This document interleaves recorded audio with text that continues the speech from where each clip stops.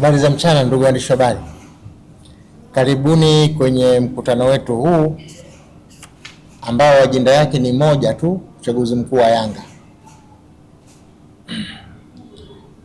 Kama mnakumbuka, tarehe 12 mwezi wa 6 mwaka 2026 tulikuwa hapa tukafanya mkutano ambao ulizindua mchakato wa uchaguzi wa matawi. Uchaguzi ule ulitakiwa kuanza tarehe 13 mpaka tarehe 26 mwezi huu. Kwa hiyo tunavyoongea, kuna matawi mpaka sasa mkishafanya uchaguzi, mengine yanaendelea, mengine bado hayajamaliza. Kwa hiyo walitakiwa kumaliza tarehe 26 na watuletee majina tarehe 27 mwezi huu wa 6. Lakini kwenye kalenda ya klabu yetu waliweka mwisho wa kupata ithibati matawi mapya ni tarehe 30 mwezi wa 6. Kwa hiyo wale matawi ambayo bado hayajapata ithibati yatapata tarehe 30.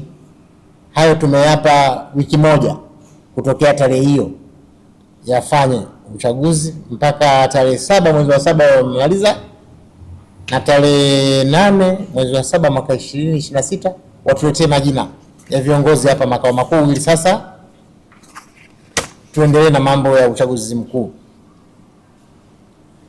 Wakati huo huo, napenda kuchukua fursa hii sasa kutangaza uchaguzi mkuu wa klabu ya Yanga.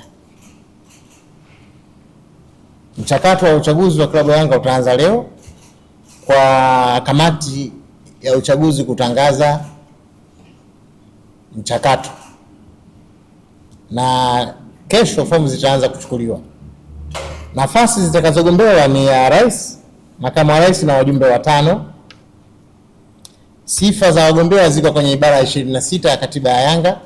Kwa hiyo kila mgombea anayetaka kugombea apitie ibara katiba ya Yanga, angalie pale ibara ya 26, lakini pia angalie na kanuni za uchaguzi za wanachama wa TFF ibara ya 9.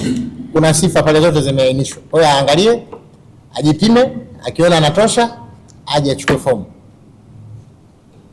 Fomu ya rais itatolewa kwa shilingi 200,000, rais na makamu wa rais kwa shilingi 200,000. Wajumbe wa mkutano mkuu wajumbe wa kamati ya utendaji, fomu ni shilingi 100,000. Utalipa pesa kwenye akaunti ya Yanga ambayo itatolewa kwenye matangazo huko, alafu unachukua fomu, unarudisha na deposit slip. Sasa mchakato wenyewe ni kama ufuatao. Kalenda ya uchaguzi. Leo tarehe 24 mwezi wa 6 mwaka 2026 ndio tunatangaza mchakato wa kwanza. Tarehe 25 mwezi wa 6 mpaka tarehe 29 mwezi wa 6 mwaka 2026 kuchukua na kurudisha fomu za kuomba uongozi. Tarehe 30 mwezi wa 6 mpaka tarehe 1 mwezi wa 7 mwaka 2026 kikao cha mchujo wa awali kitafanyika na tutabandika majina yaliyopita kwenye mchujo wa awali. Tutawajulisha wajumbe kwa njia ya barua na matangazo mengine. Tarehe 2 mwezi wa 7 tutachapisha kwenye mbao za matangazo na kuweka hizo orodha. Tarehe 3 mpaka tarehe 5 mwezi wa 7 2026 ni kipindi cha kugombea, kipindi cha kupokea mapingamizi yaliyowekwa na wagombea. Tarehe 6 mpaka tarehe 8 mwezi wa 7 kamati ya uchaguzi itapitia mapingamizi yote na kufanya usaili kwa wagombea. Tarehe 9 mpaka tarehe 10 mwezi wa 7 kamati ya uchaguzi itatangaza majina ya waliopita kwenye usaili kwenye mbao za matangazo. Tarehe 11 mpaka 13 mwezi wa 7 2026 Sekretarieti ya maadili, kama itakuwa na masuala ya kimaadili kwa wagombea, itawasilisha hayo masuala kwenye kamati ya uchaguzi. ili tuweze kuyafanyia kazi. Tarehe 14 mpaka 16 mwezi wa 7 ni kipindi cha wagombea kukata rufaa kama hawajaridhika na maamuzi ya kamati ya uchaguzi. Watakata rufaa kwenda kwenye kamati ya uchaguzi ya TFF, sababu kamati hii juu yake kuna kamati ya TFF, ndio rufaa zinakwenda pale. Yaani kamati ya rufaa ya TFF, sio kamati ya uchaguzi ya TFF.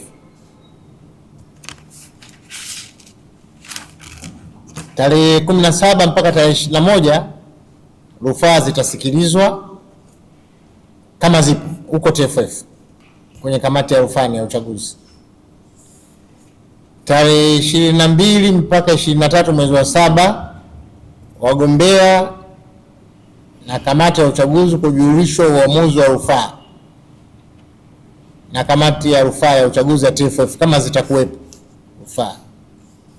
Tarehe 24 mwezi wa 7 kamati ya uchaguzi yetu ya Young Africans itachapisha orodha ya mwisho ya wagombea na kubandika kwenye mbao za matangazo. Tarehe 25 mwezi wa 7 mpaka tarehe 1 mwezi wa 8 ni kipindi cha kampeni kwa wagombea. Tarehe 2 mwezi wa 8 mwaka 2026 ndio siku ya uchaguzi mkuu wa klabu ya Young Africans. Asanteni sana.